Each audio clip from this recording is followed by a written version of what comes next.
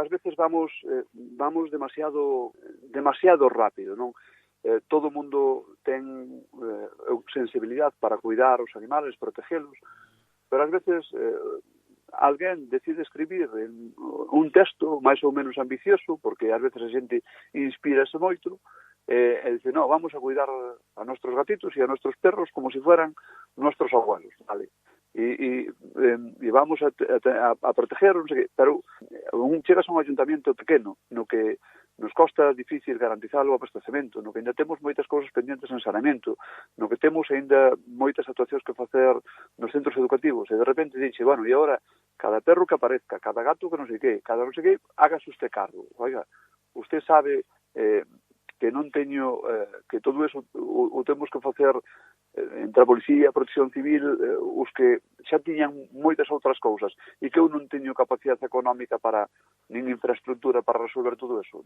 Bueno, pero encárguese usted a alguén. Claro, tamén está moi ben, que eu digo que hai por aí entidades, bueno, pero esas entidades cobran, vale? E os concellos, ves como van suplementando o presupuesto ano a ano, porque as facturas van incrementando.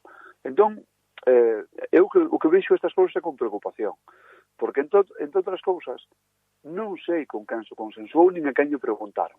Por lo tanto, se non se consensuou e non se preguntaron, e non o preguntaron, se impone. E aquilo que se impone suele facer augas. Por lo tanto, esta lei de bienestar animal, que ten que proceder dunhas sensibilidades específicas, de un rincón do goberno, creo que non representa o que pensa a maioría social deste país, que é ese término tan manido, a maioría social. A maioría social, ao mellor, para min, ter que elegir entre invertir en bienestar das persoas, ou das persoas maiores, todo eso que vexo que vai crecendo, toda a parte da lei de bienestar animal, bueno, que incluso os propios cazadores cuestionan, pois eu non sei